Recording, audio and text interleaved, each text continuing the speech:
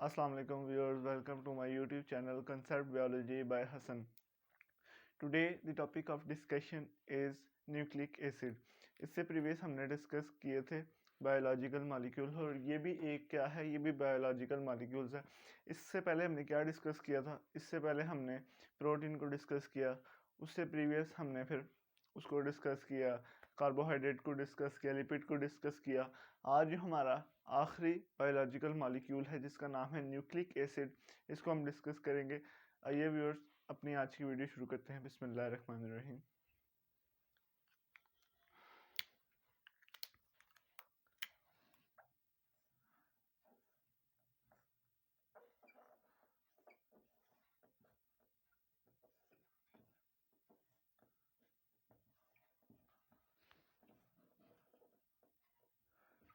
Nucleic acid viewers, अगर ये जो वर्ड है, अगर इस पे गौर दिया जाए ना, इस पे अगर हम फोकस करें तो ये हमें किस बात का इशारा दे रहा है?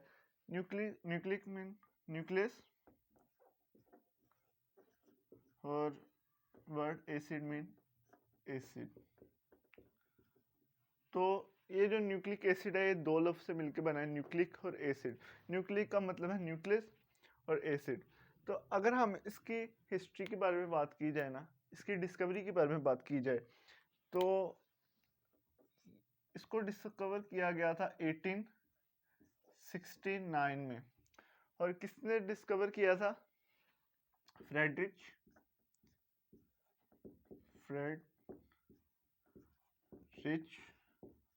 मिस्टर। इन्होंने इसको डिस्कवर किया था और इन्होंने इसको किसके अंदर से डिस्कवर किया था? इन्होंने इसको पस के सेल्स के अंदर डिस्कवर किया था। और किसके साथ डिस्कवर किया था? फिश के जो स्पर्म सेल्स हैं उसमें डिस्कवर किया था।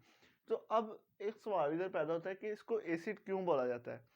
इसकी जो इसको एसिड इसलिए कहा जाता है कि इसकी जो इसकी जो कंपोजिशन है, नेचर है, वो एसिडिक है।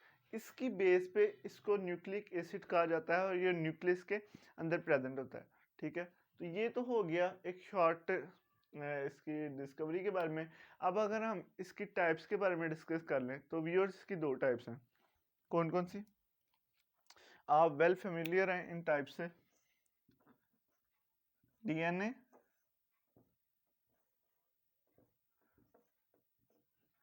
इसका मतलब होता है deoxy ribo nucleic acid, deoxy ribo nucleic acid. और अगर आप इसकी दूसरी टाइप के बारे में बात की जाए ना तो इसकी दूसरी टाइप है आरएनए।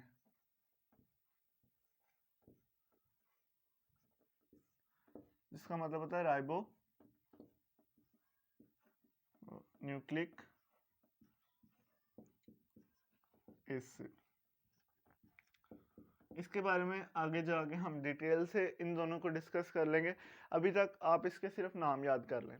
और इसके बाद अगर न्यूक्लिक एसिड पे थोड़ी सी और बात की जाए तो व्यूअर्स, ये न्यूक्लिक एसिड जो है ये क्या है? ये पॉलीमर है।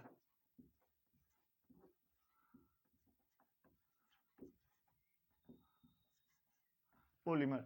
अब इधर एक सवाल पैदा होता है कि ये पॉलीमर क्या चीज़ है आखिरकार? पॉलीमर हम उसको बोलते हैं कि जो कि किससे मिलके बना हो, जो रिपीटिंग यूनिट से मिलके बना हो। अगर एक इधर दीवार है, दीवार को हम कह रहे हैं न्यूक्लिक एसिड, तो उसके पॉलीमर्स क्या होंगे? उसके जो जिससे रिपीटिंग यूनिट्स क्या होंगे? तो अगर दीवार है तो उसके रिपीटिंग यूनिट्स, उसके पॉलीमर होंगे उसकी ईंटें। ठीक है, इसी तरह न्यूक्लिक एसिड है, ये हमारे पास एक पॉलीमर है, तो इसके रिपीटिंग यूनिट्स भी तो कोई होंगे ना। अगर उनकी बात की जाए ना तो वो हमारे पास न्यूक्लियोटाइड्स हैं। ठीक है, तो हम इधर लिख भी लेते हैं polymer which is made up of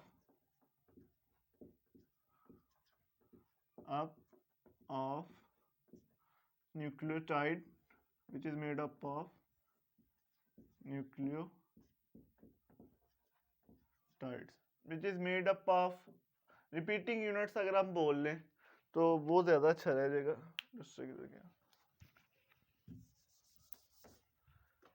repeating units of repeating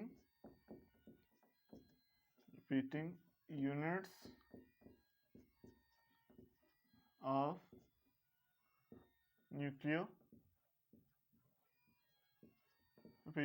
of nucleotides. ठीक है, ये हमने बात कर ली पॉलीमर की।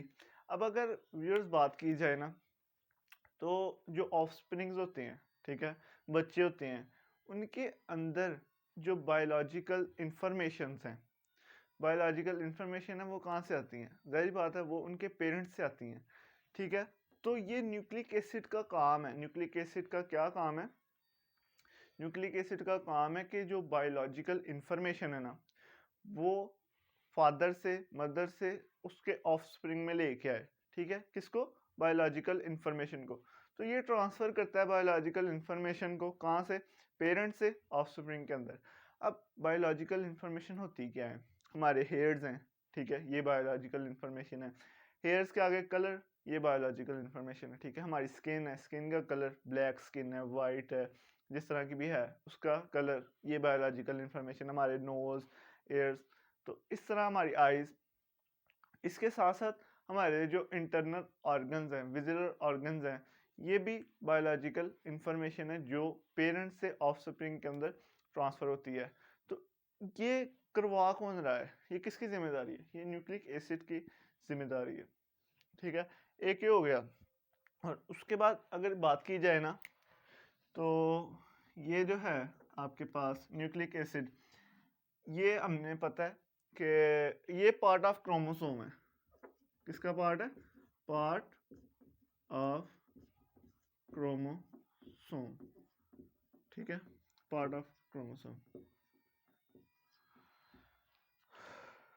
तो अगर बात की जाए ना, ये आपके पास एक न्यूक्लियोटाइड है, ठीक है, ये दूसरा न्यूक्लियोटाइड है, तीसरा न्यूक्लियोटाइड है, चौथा, ये पांचवा।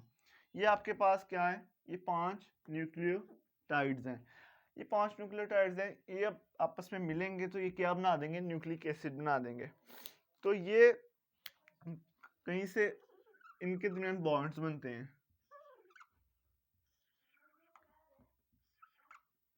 तो ये क्या होगा? ये हो जाएगा डाई ईस्टर बॉन्ड। इसको बोलेंगे डाई ईस्टर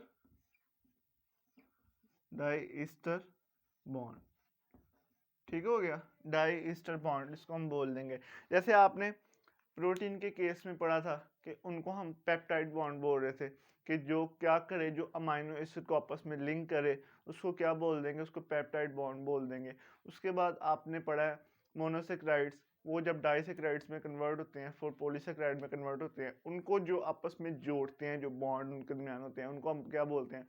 उनको हम बोलते हैं ग्लाइकोसिडिक बॉन्ड। तो इसी तरह डाई ईस्टर बॉन्ड इसको बोल देंगे। तो ये तो आपके पास आ गई न्यूक्लिक एसिड के बारे में कुछ थोड़ी सी इंफॉर्मेशन। अब बात की जाए, जैसे कि अगर हमने किसी चीज़ को स्टडी करना है, मिसाल के तौर पे पहले मैंने एग्जांपल दी थी दीवार की। तो अगर आपके पास कोई वॉल है, कोई दीवार है, तो उसको आपस में आपने जोड़ना है। तो उसको आपस में आपने जुड़ेगी तो वो ईंटें आपस में जुड़ेंगी, सॉरी, ईंटें आपस में जुड़ेंगी तो वो क्या बनेगी? एक बड़ी सी वॉल बन जाएगी। तो अगर आपने पूरी दीवार को स्टडी करना है, तो इसके लिए आपको क्या स्टडी करनी पड़ेगी? हर एक कोई एक ईंट आप स्टडी कर लें तो आप उसको स्टडी कर लेंगे। तो इसी तरह हमारे जो स्मॉल इंटेस्टाइन है, वो किससे मिलके बनी होती है? वो वेलाई से मिलके बनी होती है। तो अगर हम एक वेलाई को स्टडी कर लें तो हम पूरी स्मॉल इंटेस्टाइन को स्टडी कर लेते हैं। इसी तरह इधर भी हम, अगर हमने न्यूक्लिक एसिड को स्टडी करना है तो हम क्या करेंगे? हम न्यूक्लियोटाइड को स्टडी करेंगे। न्यूक्लियोटाइड को अगर हम स्टडी कर लेंगे तो हमें अपने आप ही जो न्यूक्लिक एसिड है हमें समझ आ जाएगा। ठीक है, अब हमने टिपिकली किसको स्टडी करना है? हमने न्यूक्लियोटाइड को स्टडी करना है। ये न्यूक्लियोटाइड को हम स्टडी करते हैं कि न्यूक्लियोटाइड क्या चीज़ है।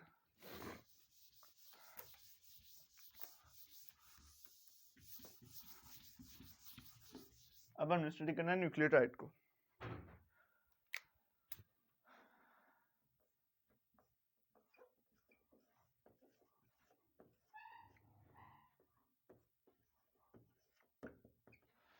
अगर न्यूक्लियोटाइड की बात की जाए, इसकी कंपोजिशन की बात की जाए कि किससे मिलके बना हुआ, तो ये 3 चीज़ों से मिलके बना हुआ है। सबसे पहली चीज़ क्या है? Phosphate group.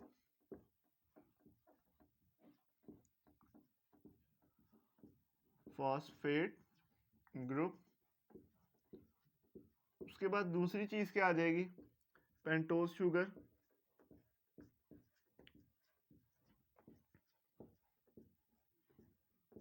उसके बाद क्या आ जाएगी? Nitrogenous base. Nitrogenous base. तो ये आपके पास व्यूअर 3 चीज़ें हैं जिससे मिलके क्या हमारा न्यूक्लियोटाइड बना हुआ है। तो अगर हम एक न्यूक्लियोटाइड को इधर ड्रॉ कर लें तो हम किस तरह ड्रॉ करेंगे? आपके पास पता है ना आपको, एक आपके पास 6 कार्बन शुगर होती है। अगर वो रिंग स्ट्रक्चर में हो तो उसको क्या बोलते हैं? उसको पायरानोस बोलते हैं। अगर 5 कार्बन स्ट्रक्चर हो रिंग की फॉर्म में तो उसको हम फ्यूरानोस बोलते हैं। तो ये आपके पास एक फ्यूरानोस है, इसके ऑक्सीजन ऊपर है, ठीक है।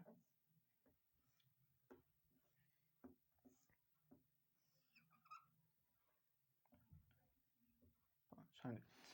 तो ये आपके पास एक स्ट्रक्चर है, ये कार्बन नंबर 1, कार्बन नंबर 2, 3, नहीं नहीं थोड़ा सा,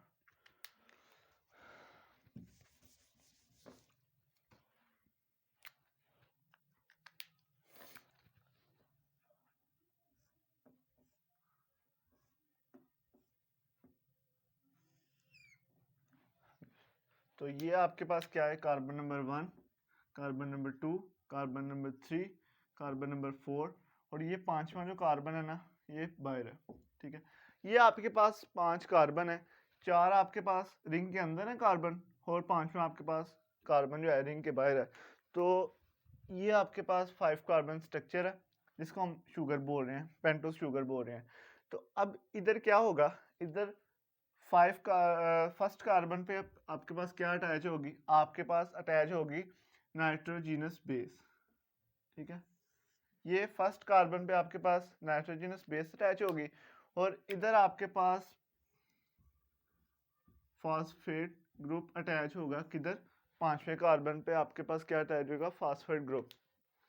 तो फॉस्फेट ग्रुप की बात की जाए ना, तो ये फास्फोरिक एसिड H3PO4 से हमने लिया। तो इसी की वजह से देखें ना, अब एक न्यूक्लियोटाइड है, उसके अंदर ही एसिड है, फास्फोरिक एसिड। तो ये फिर आपस में मिलके क्या बनेंगे? न्यूक्लिक एसिड बनेंगे। तो होगी ना इनकी कंपोजिशन एसिडिक। तो इसीलिए हम कह रहे हैं कि ये जो मटेरियल है ये एसिडिक होता है, न्यूक्लिक एसिड। तो ये फास्फोरिक एसिड इनसे मिलके बना हुआ है। ये तो हो गया एक स्ट्रक्चर। अब हमने देखना है कि जो नाइट्रोजनस बेस है ये क्या चीज़ है, इसको हमने देखना है। तो नाइट्रोजनस बेस आपके पास 2 तरह की होती है, वो देख लेते हैं। तो पहली की अगर बात की जाए ना, तो उसको बोलते हैं पैरामाइडीन। पैरामाइडीन। और दूसरी को बोलते हैं प्यूरीन। क्या बोलते हैं? प्यूरीन। प्यूरीन। अगर हम इन दोनों को देख लेना, तो ये जो आपके पास होगी, ये आपके पास सिंगल रिंग होगा। सिंगल रिंग आपके पास हो जाएगा इधर। और अगर आप टिपिकली इधर बात करें तो आपके पास इधर डबल रिंग या 2 रिंग्स होंगे, ठीक है। तो इस तरह आपके पास स्ट्रक्चर बनेगा।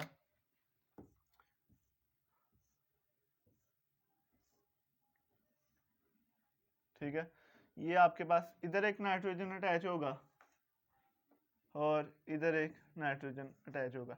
ये आपके पास किस केस में होगा? ये आपके पास इस केस में होगा जब आपके पास सिंगल रिंग होगा, उसको हम बोल देंगे पायराडीन। और प्यूरिन में 2 रिंग्स होते हैं, तो इसी तरह आपके पास 2 रिंग अटैच होंगे। तो अगर बात की जाए ना, तो पायरामिडीन में आपके पास आ जाएंगी 3 तरह की नाइट्रोजन बेस आ जाएंगी। वो कौन सी हैं? इधर लिख लेते हैं उसको। सबसे पहले पायरामिडीन की बात की जाए, पायरिमिडीन, अगर इसकी बात की जाए ना, तो इसमें आपके पास क्या होगा? इसमें आपके पास साइटोसिन होगा, साइटोसिन, फिर यूरासिल, यूरासिल, और तीसरी कौन सी होगी? थायामीन। थायामीन। तो अगर हम इसको देख लें कि इसको हम रिप्रेजेंट किस तरह करते हैं, तो इसको हम सिंपली सी से रिप्रेजेंट करते हैं, इसको हम यू से रिप्रेजेंट करते हैं, और इसको हम टी से रिप्रेजेंट करते हैं। ये तो होगी पायरमिडीन की बात। अगर मैं बात करूं अपना प्यूरिन की, जो कि डबल रिंग स्ट्रक्चर है, तो उसकी अगर मैं बात करूं ना, तो उसमें हमारे पास दो आ जाती हैं। एक आ जाती है एडिनिन, एक आ जाती है एडेनिन, और एक आ जाती है गवानीन। गवानीन, ये आपके पास आ गया। अगर इसको हम देखें किस तरह रिप्रेजेंट कर रहे हैं, हम इसको ए से रिप्रेजेंट कर रहे हैं और हम इसको जी से रिप्रेजेंट कर रहे हैं। अब बात ये है कि ये तीनों जो हैं ये सिंगल स्ट्रक्चर हमारे पास हैं। तो अब इनमें क्या फ़र्क है कि ये साइटोसिन और ये यूरासिल है और ये थायामीन है, इनमें कुछ तो फ़र्क होगा ना, वरना तो हम तीनों को एक ही चीज़ बोल देते हैं। अगर तीनों में एक ही रिंग स्ट्रक्चर होता तो हम तीनों को बोल देते हैं ये आपके पास पायरिमिडीन है। इसको हमने क्यों साइटोसिन बोला, इसको यूरासिल बोला, इसको थायामीन बोला? इसमें डिफरेंट ग्रुप आके इस सिंगल रिंग पे अटैच हो जाते हैं, जिसके बिना पे हम, जिसकी वजह से हम इसको साइटोसिन, इसको यूरासिल और इसको थायामीन बोलते हैं। तो एफएससी लेवल पे ये स्ट्रक्चर की आपको ज़रूरत नहीं होती, बस आपने ये याद रखना है कि साइटोसिन में डिफरेंट ग्रुप अटैच होते हैं सिंगल स्टैंड में, सिंगल रिंग में, और यूरासिल में डिफरेंट और थायामीन में डिफरेंट। इसमें भी इस तरह होता है कि आर्डिनिन और गवानीन में डिफरेंट ग्रुप आके अटैच हो जाते हैं डबल रिंग में, तो फिर क्या होता है कि ये डिफरेंट हो जाते हैं आपस में। ये तो हो गया, हमने नाइट्रोजनस बेस की बात कर ली। तो आपके पास अगर हम बात की जाए तो एक न्यूक्लियोटाइड है, न्यूक्लियोटाइड में आपके पास नाइट्रोजनस बेस है, फास्फेट ग्रुप है, नाइट्रोजनस बेस 1 कार्बन पे है, 5 कार्बन पे फास्फेट ग्रुप है, और ये एक पेंटोस शुगर है 5 कार्बन वाली, 1 2 3 4 5। ठीक है, ये बात तो अब क्लियर होगी। अब एक वर्ड आता है न्यूक्लियोसाइड। अभी मैं बोल रहा था पहले न्यूक्लियोटाइड, अभी हम बात करेंगे न्यूक्लियोसाइड। किसकी बात करेंगे? न्यूक्लियोसाइड। तो इसमें इतना कोई फर्क नहीं है, दोनों चीजें तकरीबन सेम ही है, बस इसमें एक फ़र्क आ जाता है, इसमें नाइट्रोजनस बेस होती है न्यूक्लियोटाइड में, पेंटोस शुगर होती है, फास्फेट ग्रुप होता है। न्यूक्लियोसाइड में नाइट्रोजनस बेस होती है और पेंटोस शुगर होती है, इसमें फास्फेट ग्रुप प्रेजेंट नहीं होता, इसलिए हम इसको न्यूक्लियोसाइड बोल देते हैं। इसमें फास्फेट ग्रुप प्रेजेंट होता है, इसलिए हम इसको बोल देते हैं न्यूक्लियोटाइड। ये तो बात क्लियर होगी, ठीक है। अब हमने किसके बारे में बात कर ली? अब हमने बात कर लिया कि न्यूक्लियोटाइड, अब हमने देख लिया न्यूक्लियोटाइड क्या होता है, तो हमने न्यूक्लियोसाइड भी देख लिया, और इस तरह हमें न्यूक्लिक एसिड भी समझ लगे जो हमारा मेन टॉपिक था। अगर हम इसके ओवरव्यू करें ना इसकी टाइप्स का, तो वो कैसे हैं?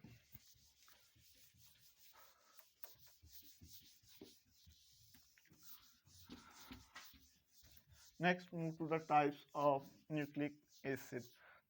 अब हम बात करेंगे इसकी टाइप्स के बारे में। तो मैंने आपको बताया था कि मेन इसकी दो टाइप्स होती हैं। किसकी? बायोलॉजिकल मॉलिक्यूल जिसका नाम है न्यूक्लिक एसिड। एक तो इसकी टाइप है सबसे पहली डीएनए, और दूसरी टाइप है आरएनए। डीएनए को हम बोलते हैं डीऑक्सी राइबो न्यूक्लिक एसिड, ठीक हो गया। और इसको हम बोलते हैं राइबो न्यूक्लिक एसिड, तो न्यूक्लिक एसिड, ठीक हो गया। ये दोनों टाइप्स हैं। अब अगर हम इसका स्ट्रक्चर देख लें, तो आपके पास ये आपके पास एक डीएनए है, ठीक है, ये आपके पास एक डीएनए है, ठीक है, ये आपके पास डीएनए है। तो इधर आपके पास क्या प्रेजेंट है? आपके पास न्यूक्लियोटाइड्स भी प्रेजेंट है, वेरी बात है, ठीक है, न्यूक्लियोटाइड भी आपके पास प्रेजेंट होंगे।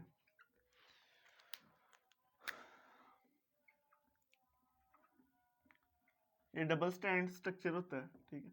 अभी आप थोड़ा सा इसके बारे में डिटेल से, अभी हम इसको अपने नेक्स्ट लेक्चर में इसको डिटेल से डिस्कस करेंगे, अभी सिर्फ इसका थोड़ा सा ओवरव्यू ही है। ये आपके पास सिंगल स्टैंड है और ये क्या है, ये आपके पास आरएनए है। क्या प्रेजेंट है? RNA single stand ribo nucleic acid. तो ये इसके पास अटैच हैं, क्या न्यूक्लियोटाइड से अटैच हैं।